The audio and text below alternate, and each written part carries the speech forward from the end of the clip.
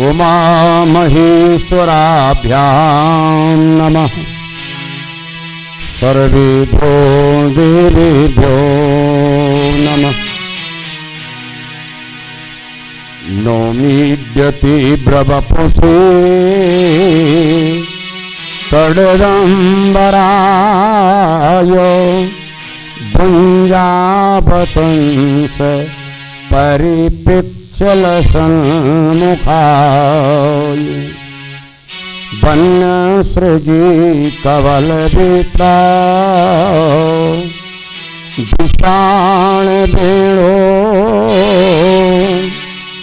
लक्ष्मश्रये मृदुपदे पशुपांगजाय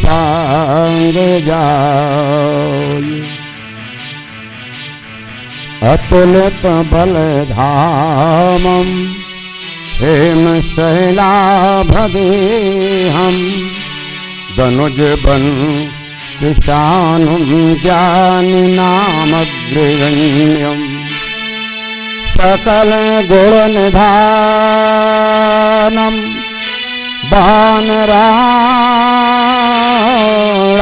वानराणामधीशं रघुपते प्रिये भक्तं वातजातं नमः।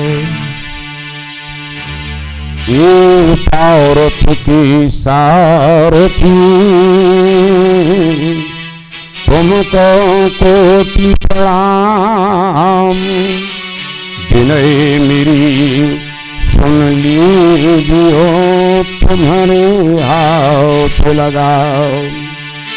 जिसने अपनी सौंप दी प्रभु को लंबी डोर, उलझ कभी सकती नहीं रक्षक नंद किशोर। भज राम सिया भज राम सिया सिया भज राम सिया भज राम सिया भज राम सिया राम सिया भज राम सिया। मन जाहे जपो गिर जाके पिया जाए जपो मन राम सिया। सबरो भज राम सिया भज राम सिया राम सिया भज राम सिया भज राम सिया भज राम सिया भज राम सिया भज राम सिया। मन जाहि जपो गिर जाके पिया जाए जपो गिर जाके पिया। मन जाहि जपो गिर जाके पिया मन जाए जपो गिर जाके पिया। मन जाहि जपो गिर जाके पिया मन जाए जपो गिर जाके पिया। यमुना तट धेनु चराए रहे यमुना तट धेनु चराए रहे यमुना तट धेनु चराए रहे यमुना तट धेनु चराए रहे। प्रेम के बाजी बांसुरिया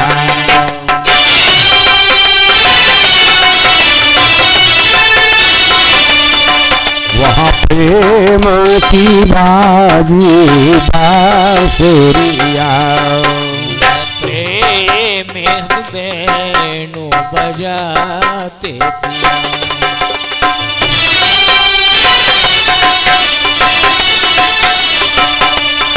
भजो राम सिया भजो राम सिया।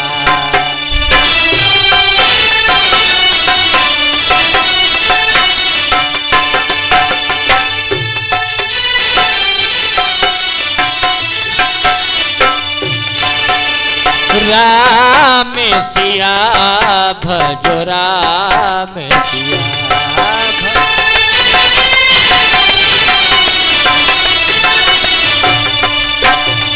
सिया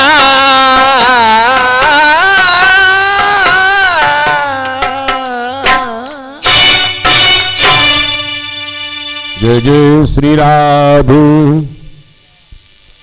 तो सज्जनों, अभी धुंधकारी की कथा नहीं हो पाई, कुछ व्यवस्था थोड़ी गड़बड़ हो गई, कोई बात नहीं, प्रयास करेंगे, भले 5 घंटा कहें 6 घंटा की कथा आपकी होगी।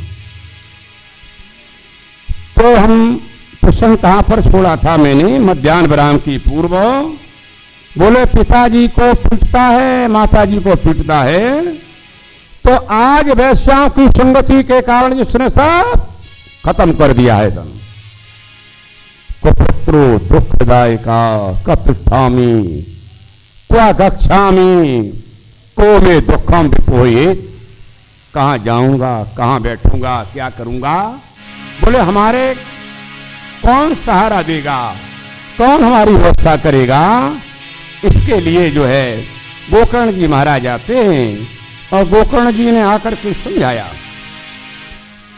महाराज की समझ में आ जाती है और आकर के आज बोले छोटे बेटा के साथ में गोकर्ण जी के साथ में वन की यात्रा कर जाते हैं और वहां जाकर के इन्होंने बेटा के बताए हुए मार्ग का अनुसरण किया, भागवत के 10वें स्कंद का पाठ किया, भागवत का 10वें स्कंद का पाठ किया और पाठ करने के बाद अंत समय शरीर छूट जाता है। इधर कुकर्म करने के अनुसार बुद्धि खराब हुई है। पहले एक वैश्या को रखा था, आज इसने 5 वैश्याओं को रख लिया। धुंधकारी गृहीत पंच पर्ण बधूव्रता, धुंधकारी ने घर में रह करके 5 वैश्याओं को रख लिया है। तो वैश्याओं का काम होता है केवल पैसा। ध्यान रखना, 2 शब्द आते हैं, एक आता है प्रेम, एक आता है काम। बोले प्रेम किसे कहते हैं और काम किसे कहते हैं।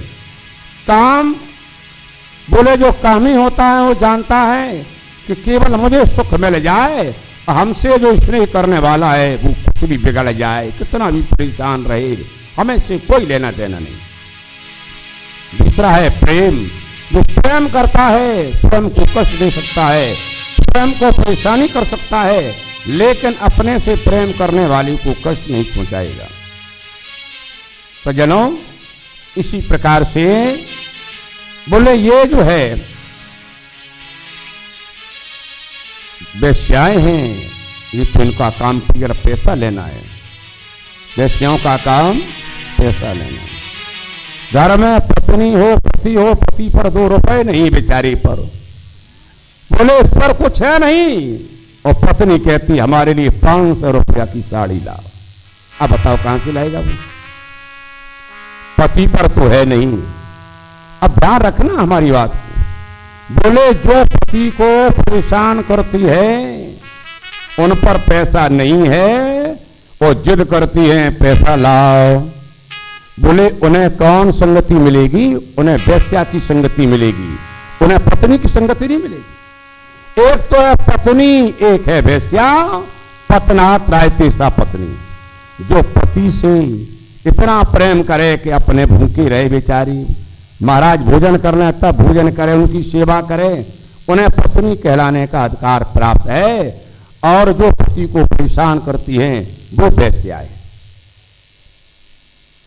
तो सज्जनों, आज वेश्या की संगति करने से क्या हुआ। बोले 5 वेश्याओं ने विचार किया है कि ये काम क्या है इनका। बोले चोरी करते हैं। अरे चोरी करते राजा महाराजाओं किया। तो बोले इन्हें क्या है। बोले एक दिन पकड़ जाएंगी, और जिस दिन पकड़ जाएंगी उस दिन मिलेगा दंड, प्राण दंड। प्राण दंड मिलेगा, इनको तो मरना ही है, और घर में बहुत धन इकट्ठा हुआ है, चलो आज हम ही इनका काम कर दें। ऐसा विचार करके उन 5 ने सलाह करके धुंधकारी के गले में फंदा डाल दिया। 5 हैं, एक नहीं 5। 5 ने सोते हुए धुंधकारी को बांध दिया और बांध करके रस्सी को खींचा। जब ये जागा तो इसकी आंखें निकल आई।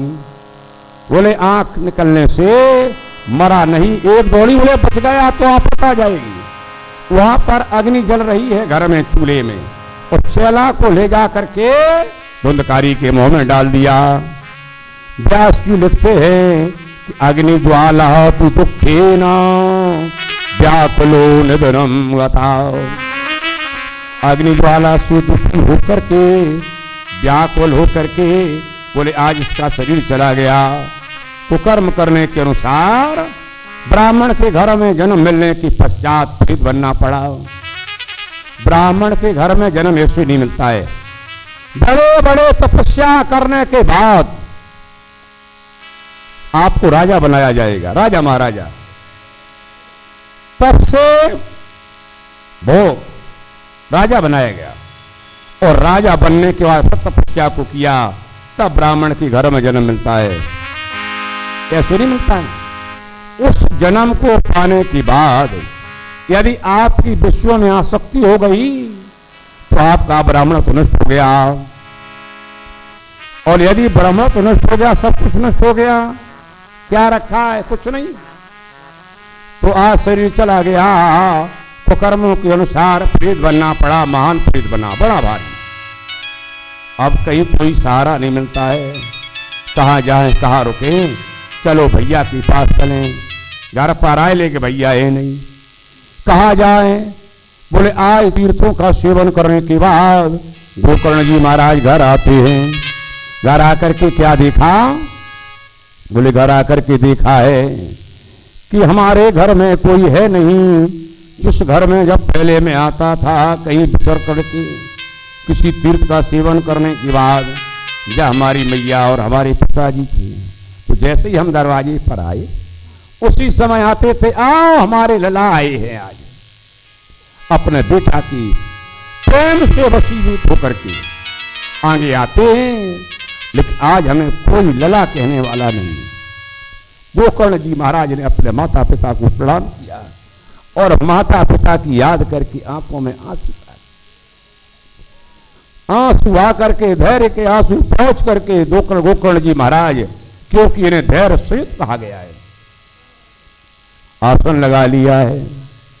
धुंधकारी ने विचार किया आज हमारे भैया आए हैं, चलो भैया से मिला जाए। रात्रि के समय में बोले कहीं मीठा बनते हैं, सकरन में खाओ। सकरन में सा सकृत हस्ती, सक्र से इंद्रो अवतार। कहीं मीठा बनता है, कहीं भैंसा बनता है, कहीं इंद्र जैसा रूप हो जाता है, कहीं हाथी बनता है, पुनः पुरुष हो जाता है। इस प्रकार की दशा को देखकर धुंधकारी जी, इस दशा को देख करके गोकर्ण जी ने कहा, तुम प्रेत हो, पिशाच हो, राक्षस हो, कौन हो? बता दो, अपने रूप को बता दो। और नहीं, हमारे पास तीर्थ जल है, इस जल को लेकर छिड़कूंगा, तुम्हें शांति मिल जाएगी। जिस योनि से परेशान हो रहे, शांति मिलेगी। आज तीर्थ का जल लिया और तीर्थ का जल लेकर के जैसे छिड़का, उसी समय पाप कम हो गए, और पाप कम होने के बाद बोलने की शक्ति आ गई। जब अधिक पाप होता है तो बोला नहीं जाता है। बोले हम भ्राता तुदीयोश्मी।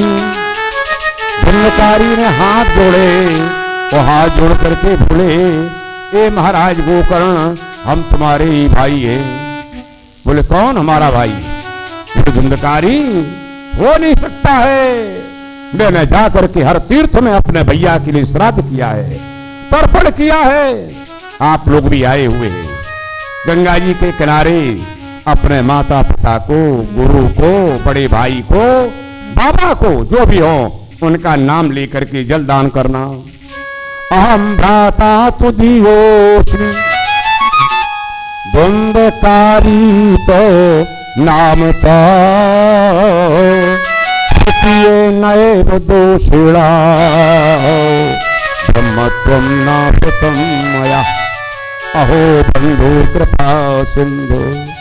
ए भैया मैं तुम्हारा ही भाई हूँ, ए हमारे भैया हमारी रक्षा करो, इस प्रीति होने से छुटकारा दिलाओ। बोला अहो बंधु कृपा सिंधु, हे भैया मेरे कृपा सिंधु हम पर कृपा करो। भ्रातरो मामा सिमोचे, ए भैया हमें प्रेत होने से छुटकारा दिलाओ। बोले भैया अब बताओ क्या करें। बोले रुक जाओ अभी हम विद्वानों से पूछते हैं। आज गोकर्ण जी महाराज ने बोले मंत्रों का प्रयोग किया और बोले भैया मैंने तुम्हारे लिए तो गया में जाकर श्राद्ध किया, तब भी तुम पीड़ित कैसी हो गई। बोले भैया तुमने एक बार जाकर गया श्राद्ध किया, गया श्राद्ध सतेनापि मुक्तिर्मे न भविष्यति। 100 बार भी गया श्राद्ध किया जाए तब भी मुक्ति नहीं हो सकती है। मैंने इतने पाप किए हैं, तो जो हमारे पूर्वज अधिक पाप करते हैं उनकी मुक्ति ज्ञा में जाने से भी नहीं होती है। तो उनके लिए भागवत करानी चाहिए, भागवत का पाठ होना चाहिए, उसी से मुक्ति होगी। सज्जनों बोले तो क्या किया जाए। गोकर्ण जी ने कहा अपने स्थान पर रहिए महाराज, विराजो यही। बोले हमारा आकार तो वायु का है, मैं कैसे रह पाऊंगा। बोले यहाँ पर जो 7 गांठ का वास पड़ा हुआ है इसी में प्रवेश कर जाओ, यहीं पर रहिए, मैं तुम्हारी कोई मुक्ति का उपाय सोचता हूँ। सुबह हुआ विद्वानों से पूछा, गांव में जो आए हुए महात्मा संत विद्वान है उनसे सबसे पूछ रहे किसी के द्वारा बोले 100 बार गया श्राद्ध करने के बाद व्यक्ति मुक्ति नहीं हो पा रही है तो कोई उपाय नहीं। गोकर्ण जी भगवान सूर्य के भक्त हैं। गोकर्ण जी महाराज ने आज सूर्यदेव को साक्षी बना करके नमस्कार किया और उनके रथ को रोक दिया। ये जगत साक्षी जय हो तुम्हारी सूर्यदेव महाराज, हमें बता दो। बोले हमारे भैया का कल्याण कैसे होगा, संसार में कैसे कल्याण होगा। बोले गोकर्ण जी श्रीमद्भागवतान मुक्ति सप्ताहम वाचनम करो। श्रीमद्भागवत महापुराण मुक्ति को देने वाला है, इसका सप्ताह वाचन करिए। सूर्यदेव के कहने के अनुसार ब्राह्मणों को बुलाकर गोकर्ण जी महाराज ने वैष्णव ब्राह्मण को गुप्त श्रोता बनाकर और कथा के लिए तैयारी की। गांव वालों ने सिंहासन बना दिया। आषाढ़ के महीने में कथा को कहना प्रारंभ किया। पहले दिन कथा हुई और पहले दिन, दूसरे दिन, तीसरे दिन और चौथे दिन, 5वें दिन, 7वें दिन, इस प्रकार से 7 दिन कथा सुनने से पूरा बांस चला गया। और धुंधकारी जी सामने आए, बढ़िया पीतांबर पहने, पीतवासा चतुर्बाहो, आहा चंदन को लगाए हुए, पीतांबर को पहने हुए, वस्त्रों को पहने हुए भैया को आकर प्रणाम किया, भागवत पुराण को प्रणाम किया। भैया बोले आपका ये रूप हो गया। बोले हाँ हमारी मुक्ति हो गई। ठाकुर जी के पार्षद लोग विमान लेकर के आए, विमान एक है। तमाम गांव के लोगों ने कथा का श्रवण किया है, लेकिन फल किसी को नहीं मिला, केवल धुंधकारी को मिला। उसी समय महाराज गोकर्ण ने कहा, हरि पार्षदो आपको प्रणाम है, केवल हमारे भैया के विमान लेकर आए और हमारे गांव के लोग हैं। बोले इनके लिए विमान लेकर क्यों नहीं आए। तो बोले सबलस्य भेदेन फल भेदो अत्र चे, सुनने में भेद है तो फल में भी भेद होगा। बोले जैसे धुंधकारी जी ने कथा का श्रवण किया, 7 दिन निराहार रहकर कथा को सुना। निराहार, जल भी नहीं लिया, फल भी नहीं लिया। कथा को निराहार ना सुनो तो फलाहार सुन लो। सेव मिलते हैं, केला मिलता है, बढ़िया जो भी पाओ पा लो। निराहार रहकर कथा सुनो, उसका फल अलग है। फलाहार रहकर सुनो, उसका फल अलग है। और भोजन करके सुनो, जाकर तुरंत सो जाओ, उसका फल अलग है। भोजन किया ना, नींद आ रही है, कथा में मन नहीं लग रहा है, चाय बाल भोग फिर भोजन। अरे तो भोजन ना करो, लेकिन ना महाराज हम कर रहे हैं। बोले क्यों करेंगे? अरे इतना हम खर्च करवा रहे, क्यों करवा रहे हैं? भोजन तो करेंगे। कोई भी दक्षिणा देने के बाद हमारे साथ एहसान नहीं करता, ये भी सुन लिया करो। जो भी सदस्य है, बार बार कहूंगा, कथा में सहयोग करना सीख लिए। कथा में गर्मी नहीं और कोई एहसान नहीं। यदि ये चाहो कि एहसान करना चाहते हो तो कथा में दान देने के बाद फिर हमें दक्षिणा दो हमारे घर के लिए 5,000, 10,000, 2,000, तब आपका एहसान माना जाए। ये तो आपने पूर्ण किया है ना। या एक और एहसान मान सकते हैं। कैसे?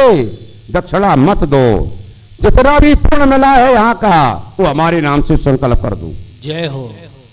51 से दे रहे हैं आप, पुण्य कमाएंगे, हमें नहीं मिलेगा। ठाकुर जी के खाते में तुम्हारा पुण्य लेके आए, फिर एहसान किसका? बोले जो जैसा करेगा उसको वैसा ही मिलेगा। यदि पाप करोगे तो पाप मिलेगा, पुण्य करोगे तो पुण्य मिलेगा। तो आइए, बोले आज भैया के लिए ये व्यवस्था हो गई है।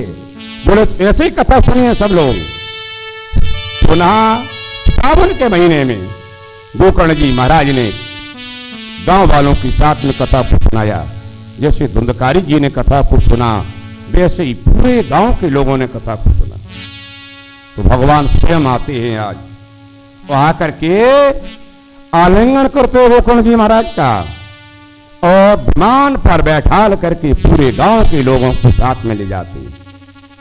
जैसे भगवान राम जी के साथ में अयोध्यावासी गए, जैसे भगवान कृष्ण के साथ में द्वारकावासी गए, ऐसे ही महाराज गोकर्ण जी के साथ में पूरे गांव के लोग गोलोक की यात्रा करते हैं।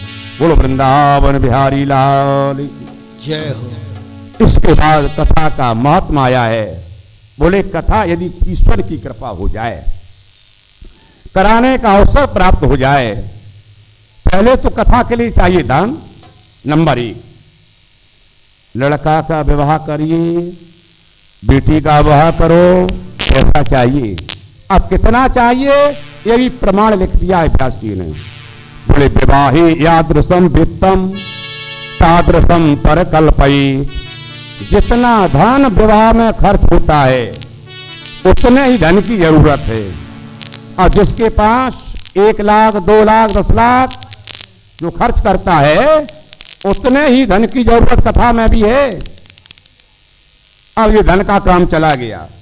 इसके बाद बोले महीना कौन अच्छा होगा भाई? आषाढ़, सावन, भादो, कुआर, कार्तिक, अघन, 6 महीना आते हैं। आषाढ़, सावन, भादो, कुआर, कार्तिक, अघन, एते मासे कथारंभे सूत्रणा मोक्ष सूचका। इन महीनों में कथा सुनने से सुनने वाले को मोक्ष मिलता है। इसके बाद स्थान का चयन हुआ। कौन महीना है? सावन। जब भी कथा होगी भागवत परिवार की इन 6 महीनों में ही होगी। आषाढ़, सावन, भादो, कुआर, कार्तिक, अघन, पूर्ण कमा रहे हैं आप लोग। आइए, इसके बाद कथा कहां हो? बोले कथा हो सबसे पहले तीर्थे बापी बने बापी। नंबर 1 तीर्थ का आता है। तीर्थे बापी बने बापी गृहे वा सर्वणम मतम। अच्छा फल लेना है तो कथा तीर्थ में हो, उत्तम। दूसरे नंबर का है वन में, तो समझ लीजिए आप तीर्थ में कथा सुन रहे। बने बापी दूसरा फल जंगल में मिलता है। तीसरा फल है घर में, गृह वापी सर्वणम, घर में कथा सुनने का महत्व है। इसके बाद पत्र छप रहा है, कार्यक्रम होने जा रहा है, ये नियम की बात है। देशे देशे समझ जाता है, हर जगह प्रचार हो कथा का कि हम कथा करवाने जा रहे हैं। यदि अवकाश नहीं है 7 दिन में तो 1 दिन जरूर आए। जहां भी कथा स्थल हो वहां का शोधन मार्जन होना चाहिए। ये यहां का कोई काम नहीं करेगा, आप लोगों को करना है। हमारे साथ 84 लोग आए हुए और 11 लोग ट्रेन से आए हुए। कितने? 11 हैं। 11 लोग ट्रेन से आए, लगभग 100 व्यक्ति हैं। और 100 व्यक्ति चाहे थोड़ा थोड़ा करें तो मंदिर को चमन कर देंगे। इसको जय जय। सबको सेवा करना सीख लो। यदि यहां आकर के गंदा किया तो समझ लेना इतना पाप लगेगा कि आपका धुल नहीं सकता है। लेकर झाड़ू सफाई करिए, पोछा लगाइए, आप शोधनम मार्जनम, शोधन मार्जन करिए। भूमि लेपनम, भूमि का लेपन हो, लेकिन जहां पक्का होता है वहां साफ किया जाता है। इसके बाद यदि श्रोता का मुख पूरब की ओर है तो वक्ता का मुख उत्तर की ओर होना चाहिए। यदि वक्ता का मुख पूरब की ओर है तो श्रोता का मुख उत्तर की ओर हो। आपको ऐसे बैठना चाहिए इस स्थान पर। परीक्षित जी, परेशानी होगी बैठने में? अच्छा ठीक, तब ठाकुर जी के सामने अच्छा है। अब वक्ता कैसा हो ये समझो भाई। सबकी बात तो हो गई, अपनी बात भी कहनी चाहिए। विरक्तो वैष्णवो विप्रो, विरक्तो, विरक्त माने किसे कहते हैं? जिसका विवाह ना हो। बोले ना ना, वो विरक्त नहीं है। विरक्त इंद्रियार्थेषु प्रशांतात्मा जितेंद्रिया। सुदामा जी का विवाह हुआ था लेकिन विरक्त थे। विरक्त माने जिसकी कोई कामना ना हो। विरक्त इंद्रियार्थेषु प्रशांतात्मा जितेंद्रिया। बोले विरक्तो वैष्णवो विप्रो वेद शास्त्र विशुद्ध कृत। विरक्त हो, वैष्णव हो, भगवान विष्णु को मानने वाला, चाहे राम को माने चाहे श्याम को माने। और ब्राह्मण हो, ब्राह्मण के अलावा किसी को भी भागवत पुराण कहने का कोई अधिकार नहीं। इसके बाद विरक्त क्या है? बोले कहने वाला वक्ता, तय करने वाला ना हो। 51,000, 1 लाख, 10 लाख। बोले ऐसा कराने वाले कहने वाले दोनों नरकगामी होते हैं। बेचे वेद धर्म बोले किसने कहा वो अजस को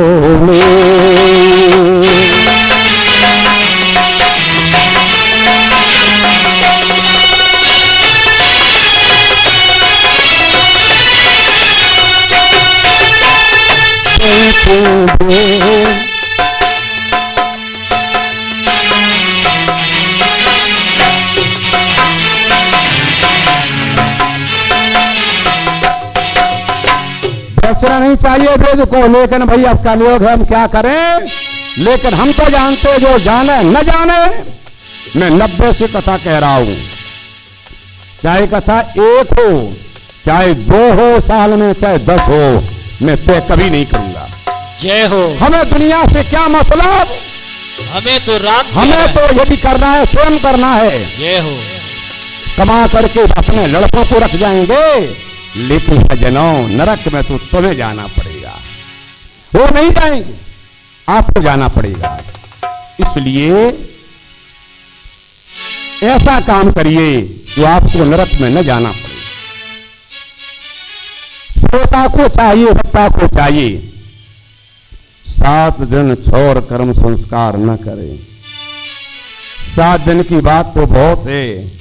यहां सावन के महीने में बराबर छोड़ कर्म नहीं होगा, बराबर रखिए। कुछ भाई बहन हमारे ऐसे होते हैं, अब बहन को तो नहीं माने, भैया को माने। चाहे बृहस्पति हो, चाहे मंगल हो, चाहे पूर्णिमा हो, चाहे अमावस्या हो, सुबह जगे क्या करोगे? गाड़ी बना करो। चमाचम रहना चाहते हैं। अनुष्ठान में बाल नहीं बनाए जाते। इसके बाद अब बात हो गई हमारी। अब आइए परीक्षित जी की बात। दोनों लोगों के नियम है। दोनों लोगों को चाहिए श्रोता वक्ता को ब्रह्मचर्य जीवन यापन करे। पत्रावल्याम तो भोजनम, हो सके तो पत्तल में भोजन करे। पत्तल में न करे, अपने शुद्ध बर्तन में भोजन करे। हो सके निराहार, फलाहार और न रह सके तो एक बार भोजन। कथा में यदि विघ्न हो तो नोपवासी कथा मन्ने। कथा में विघ्न नहीं होना चाहिए कि यदि परीक्षित शरीर से कमजोर है तो जरूरी नहीं व्रत रखना, नहीं बेचारे बीमार हो जाए, कथा में विघ्न हो जाए। इसके बाद बोले परीक्षित को चाहिए कथा सुनने के बाद आचार्य को दक्षिणा दे, गाय का दान करें, स्वर्ण का दान करें। लिखा तो 3 पल का सिंहासन बना करके दान करना चाहिए, लेकिन 3 पल का नहीं, जो भी श्रद्धा हो श्रद्धा के साथ स्वर्ण दान जरूर करना चाहिए। श्रद्धा की बात। बोलो वृंदावन बिहारी लाल की जय हो। आइए बोले जन्माओ दुष्यतून वयादि तुरतश्चारथी सुभिज्ञासुरा तेने ब्रह्म हृदयादि कवये मुह्यन्ति यतसूरया तेजो वारिमृदां यथा विनमयो यत्र सर्वो मृता धाम्ना स्वेन सदा निरस्तिकूकं सत्यं परं धीमहि। हम अब स्कंद में प्रवेश कर पाए। पहले स्कंद में पहला अध्याय। सूत जानासि भद्रं ते भगवान सात्वतां पति देवाक्याद्या वसुदेव से जाति सुखीर्षया। बोले सज्जनों, आज महाराज सूत जी के सामने सौनकादिक 28,000 ऋषि पूछते हैं, जो महाराज रुके हुए हैं कहां पर? प्रयागराज में। कहां रहते? प्रयागराज। प्रयागराज में झूसी तट पर बोले इन्होंने आश्रम बनाया है, वहीं पर निवास करते हैं। लेकिन भगवान आज इनकी तपस्या से प्रसन्न होकर, भजन से प्रसन्न होकर के आए और कहा मांग लो। सूत जी सोनक आदि 28,000 ऋषियों हमसे वरदान मांग लो, क्या चाहिए? उन्होंने कहा महाराज यहाँ पर परेशानी हो रही है। क्या परेशानी है? तीर्थराज है, तीर्थराज में रहने के बाद परेशानी? बोले हाँ महाराज, क्या परेशानी है? मांग के महीना में मेला लगता है, उस समय शोर शराबा होता है, हमारे भजन में विधान है, तपस्या में विधान। बोले माघ मकर जब रतिपत होई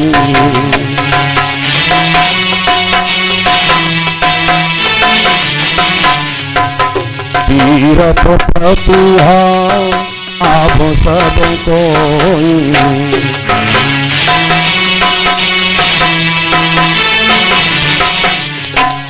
माघ मकर जब रतिगत होई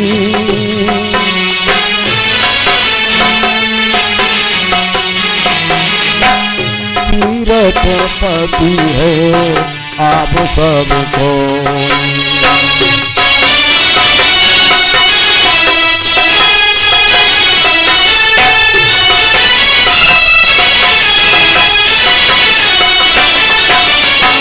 बोले तो शोर शराबा नहीं चाहते? बोले नहीं महाराज, वरदान दे दिया। जाइए, मैं चक्र को आदेश देता हूं, जाइए चक्र दो, जाकर के जहां निमी हो जाए, पवित्र स्थान माना जाए। सज्जनों, चक्र चला और चक्र जाकर के निमिष क्षेत्र में जहां चक्र कुंड बना हुआ है उसी में प्रवेश कर गया, नीचे जमीन में। बताते वहां के लोग, चक्र नीचे चला गया, पाताल को तोड़ दिया, जल ऊपर आ गया। बोले ये स्थान अच्छा है।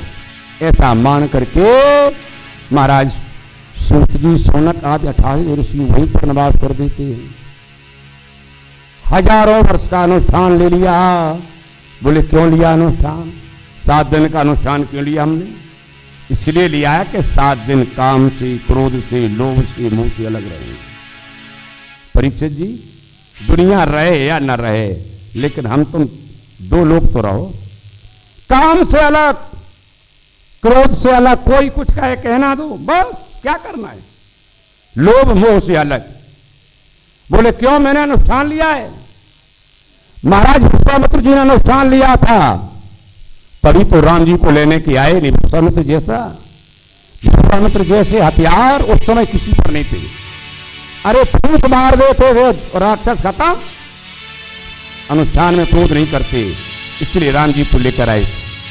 सज्जनों, आज महाराज उन्होंने अनुष्ठान लिया है। अनुष्ठान लेकर के आज बोले महाराज कथा सुना दो। श्री श्याम भवरी सिया पावना नाम के पावनम। जब कथा कहने के लिए तैयार हुए तो पहले स्कंद के और दूसरे अध्याय में सुखदेव जी की वंदना को किया गया है। यम प्रजंत मनपेतमपेत कृत्यम द्वैपायनो पुरा कातर आजहाव पुत्रेति तसरभूत हृदय मुनिमानतो पुत्रेति तनुमयतया सर्वो अवनीदम तम सर्वभूत हृदय मुनिमानतोस्मि।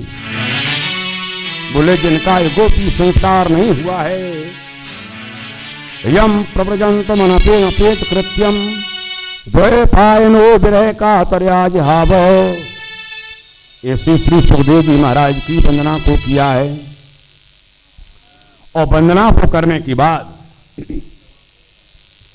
नारायण की वंदना को किया। नारायणम नमस्कृत्य नरम चैव नरोत्तमम देवी सरस्वतीं व्यासं ततो जयमुदीरये। राधे राधे। मन इधर उधर हो गया कहीं? हाँ, नारायण की वंदना की। नर नारायण की वंदना करने के बाद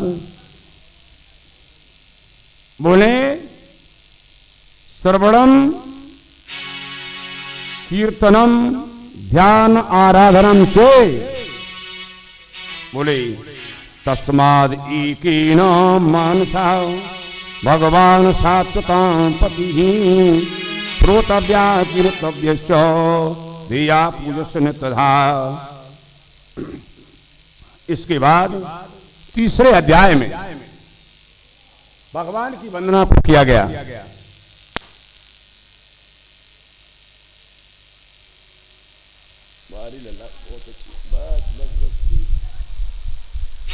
भगवान के 24 अवतारों का वर्णन जय जय जय तीसरे अध्याय में आया है।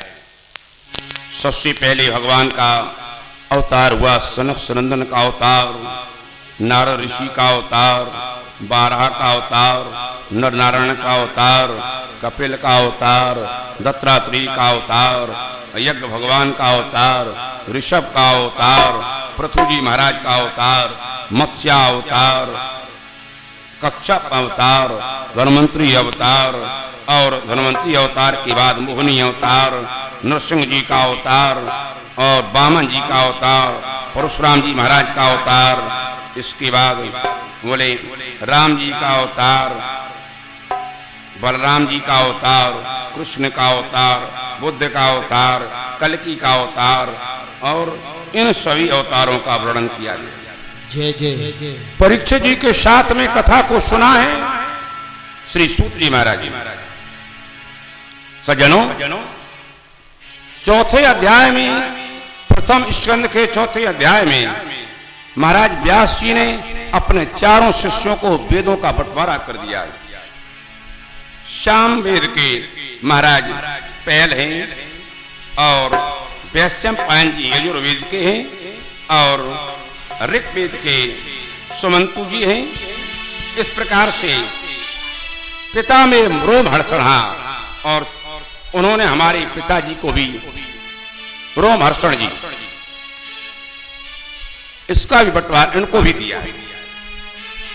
भगवान की महिमा का गान देवर्षि नारद के कहने पर व्यास जी ने किया। 17 पुराण निर्माण करने के बाद वेद व्यास भगवान असंतोषी हैं, दुखी हैं। महाराज नारद का पहुंचना हुआ। नारद जी ने कहा कि महाराज आप दुखी क्यों बैठे हुए, चिंतन किसका करते हैं, इतने विद्वान हैं आप, पुराणों का निर्माण किया है आपने, फिर भी दुखी है। बोले अशांति का कारण नारद जी ने कहा तुमने अभी भगवान की लीला का गायन नहीं किया है। भगवान की लीला का गायन करना है बाबा, शांति तब मिलेगी। 18वें पुराण का निर्माण व्यास जी ने किया, जिसका नाम भागवत महापुराण है। सज्जनों, 5वें अध्याय में देवर्षि जी महाराज ने अपने पूर्व चरित्र का वर्णन किया है। व्यास जी से बोले, ए महाराज, मैं भी पहले दासी पुत्र था। देवर्षि नारद ने कहा वेद व्यास भगवान से, बोले पहले मैं दासी पुत्र था, मैया मेरी दासी थी और ब्राह्मणों के यहाँ सेवा करे। यदि कोई ब्राह्मण देवता जी के यहाँ महात्मा आ जाए तो उनके महाराज भोजन बनाए और जो जूठा मिल जाए बचा कुचा प्रसाद वह मैया पाले और मैं भी पालूं। एक समय मेरी मैया गाय धोने के लिए गई तो सर्प ने मैया को डस दिया। जब सर्प ने डस दिया तो सर्प के डसने से मेरी माँ का शरीर चला गया।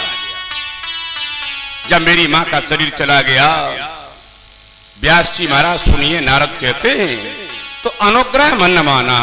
जय जय, मैंने अनुग्रह माना। बस हाँ ठीक है। अनुग्रह मन माना, तब मैंने अनुग्रह माना। वैसे किसी की मां खत्म हो जाए, शांत हो जाए, अनुग्रह मानेगा? अब मत कुछ करना। लेकिन महाराज अनुग्रह मानते हैं। क्यों अनुग्रह मान? मां रहेगी तो घर में रहूंगा, मां रहेगी घर में रहूंगा, घर की सेवा करूंगा और जो भी मैं अपना वैराग लेना चाहता हूं, भगवान में समय देना चाहता हूं, घर मोह में फंस जाऊंगा। पर मैया कहेगी कि अब विवाह भी कर लो। मां को विवाह की बहुत चिंता होती है। कोई बेटा यदि वैरागी बनना चाहे, महात्मा बनना चाहे, तो मां कहेगी नहीं, अपने लाला को हम वैरागी नहीं बनाए, हम तो विवाह करें। इस चिंता की वजह से बोले बहुत अच्छा हुआ।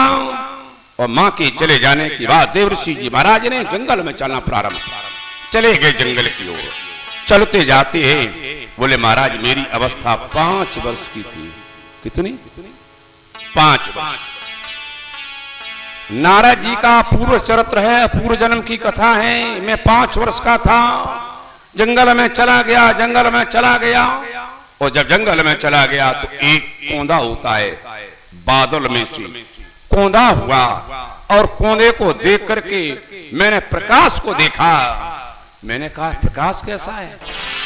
आकाशवाणी हुई, ए बेटा इस जन्म में नहीं, अगले जन्म में तुम्हारा दर्शन प्राप्त होगा और तुम मेरे पार्षद बनो। नारद जी ने कहा इसलिए मैंने उसी को सुनकर, परमात्मा की आवाज को सुन करके थका था, मैं सो गया। सोने के बाद शेष जो मेरा जीवन था और परमात्मा में अर्पण कर दिया। तो परमात्मा में अर्पण करने से आज मैं नारद बना हूं। उस समय बराबर हरि गुणगान करता हूं, कोई काम नहीं। नारद जी महाराज हमेशा बोले श्रीमन नारायण नारायण नारायण नारायण नारायण नारायण, श्रीमन नारायण नारायण नारायण, श्रीमन नारायण नारायण नारायण, भजमन नारायण नारायण नारायण, भगवत नारायण नारायण नारायण, बद्री नारायण नारायण नारायण, बद्री नारायण नारायण नारायण, स्वामी नारायण नारायण नारायण, स्वामी नारायण नारायण नारायण, भजमन नारायण नारायण नारायण, जय हो नारायण नारायण नारायण नारायण। नारायण नारायण, ए बेटा बाहर आ जाओ।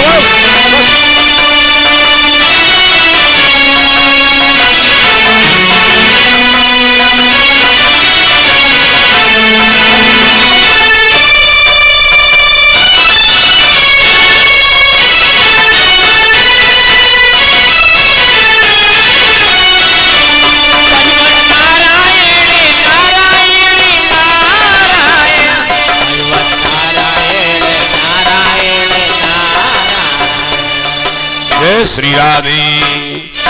इसके बाद 7वें अध्याय में संक्षेप में महाभारत आया है। कथा उतनी सुनाई जाएगी आपको जितनी भागवत में है, अलग अलग से नहीं, क्योंकि भागवत की कथा कहना ही मुश्किल पड़ता है 7 में। आइए बोले 7वें अध्याय में भगवान श्री द्वारकाधीश महाराज आज शांति दूत बन करके जा रहे हैं। दुर्योधन के यहां पहुंचे महाराज। आए दुर्योधन के यहां जब आ जाते हैं, शांति प्रस्ताव लिया है। और शांति प्रस्ताव कैसा है? हम चाहते हैं कि रिश्तेदार हैं दोनों लोग, बोले आपस में झंझट ना हो, लड़ाई ना हो, ये चाहते हैं। तो जब ये कहा, क्या करने जा रहे हो तुम उधर, इधर आओ बाहर, बस आप बाहर आइए। हाँ, बोले शांति प्रस्ताव लेकर के जा रहे, बोले झंझट नहीं चाहते, हम मित्रता चाहते हैं, दोनों हमारे रिश्तेदार हैं सज्जनों। लेकिन इनके मित्रता प्रस्ताव को स्वीकार नहीं किया। बोले कुछ नहीं, 5 गांव दे दो, 5 गांव तो बहुत है, मैं सुई की नोक के बराबर भी नहीं दे सकता हूं। सुई की नोक के बराबर देने से मना कर दिया, अन्याय है, अधर्म है किसी का हिस्सा लेना। अरे हिस्सा केवल अपना लो ना, बेईमानी करोगे क्या होगा? एक नहीं थे 100 थे, 100 बलवान थे, लेकिन 100 को मरना पड़ा, 100 लोगों को मरना पड़ा। अन्याय नहीं, अधर्म नहीं सज्जनों। भगवान बोले तो महाभारत होगा, महाभारत होगा। और महाभारत में आज भीम की गदा के प्रहार के द्वारा बोले दुर्योधन की जांग टूट चुकी है, खून की नदी में तैर रहा है। महाराज लिखते हैं, यदा मृधि कौरव संजयाना वीरश्वतो वीर गतम गतीषु वृकोदराभ्युदो गदा विमर्शे भगनोर दंडे धृतराष्ट्र पुत्री। बोले आज भीम की गदा के द्वारा जिसकी जांग टूट चुकी है, खून की नदी में वह तैर रहा है। ऐसे समय में बोले राज का लोभी अश्वत्थामा गुरु भाई है, गुरुपुत्र है, आज जा रहा है। और जाकर के सामने जैसे पहुंचा, आज उसी समय आखिरी समय में मिलने के लिए आए अश्वत्थामा जी। दुर्योधन ने कहा आप आखिरी समय में आई, आपत्ति में आए हुए हैं, इसलिए बोले मैं कुछ देना चाहता हूं। बोले मेरे मरने के बाद यहाँ का राज्य पांडवों को मिलेगा? ना, मैं मरने के बाद भी पांडवों को राजा नहीं बनने दूंगा। बोले आज मैं तुम्हारी तिलक कर रहा हूं, जाओ, आज हमारे मरने के बाद यहाँ के राजा तुम होगे। सज्जनों जब ये तिलक हो गया, ब्राह्मण को राज मिल गया। ब्राह्मण ने कहा अश्वत्थामा बोला बताइए मैं क्या करूं? बोले हमारी इच्छा है, अंतिम क्या इच्छा है? बोले 5 पांडवों की सिर ला करके हमारे हाथ में दे दो। अरे भाई जिनकी रक्षा करने वाले स्वयं द्वारकाधीश हो, उन पांडवों को कौन क्या कर सकता है? कौन कर सकता है? सज्जनों प्रसन्नताएं चल रही हैं, सब लोग बड़े प्रसन्न हैं वहां शिविर में पांडवों के यहाँ। लेकिन भगवान दुखी है, भगवान को चिंता है। बोले कहीं ऐसा ना हो, बोले इन लोगों का कुछ नुकसान हो जाए। सज्जनों इधर ए बाबा जी, बाबा जी, अरे आप लोग बाहर हो जाओ, बाहर हो जाओ। अच्छा अच्छा ठीक, अच्छा अच्छा चलो ठीक। बोले आप जो है अंतिम इच्छा क्या है आपकी? बोले हमारी अंतिम इच्छा ये है द्रौपदी के 5 बालक मारे जाएं। कैसे? आत्मा के द्वारा, कुपरीत भाव के द्वारा। दुर्योधन जानता है कि भगवान को मारना कठिन है, कुछ ना कुछ तो करेगा ही। सज्जनों, आज ऊपरी दिखावा इसका अलग है, भीतर अलग है। कुछ लोग ऐसे होते हैं जैसे धृतराष्ट्र जी महाराज, ऊपर हमारे भतीजे हैं, हमारे भतीजे दिखाते हैं और भीतर भतीजे चले जाएं, ये चाहती। अश्वत्थामा तलवार लेकर के चला, वो जाकर के 5 पांडवों को तो नहीं मार पाया, लेकिन द्रौपदी के जहां 5 बालक शिशु हैं, शिशु छोटे छोटे, उन 5 बालकों को मार दिया, उनके सिर को ले लिया और लेकर के दुर्योधन के पास आया। दुर्योधन ने कहा आइए आइए अश्वत्थामा जी, आइए, तुमने हमारा बहुत अच्छा काम किया है, जो हमारे बैरी लोगों को मार करके आ गए। किसका सिर चाहिए बताइए? ये 5 पांडवों की एक एक बालक हैं, एक धर्मराज का है, एक भीम का है, एक अर्जुन का है, नकुल सहदेव का है। और जैसे जैसे इनका रूप, इनका भी वैसा रूप।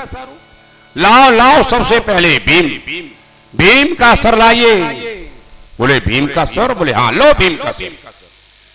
दुर्योधन अर्ध मूर्छित अवस्था में है, कहीं होश आ जाता है और कहीं नहीं आता है।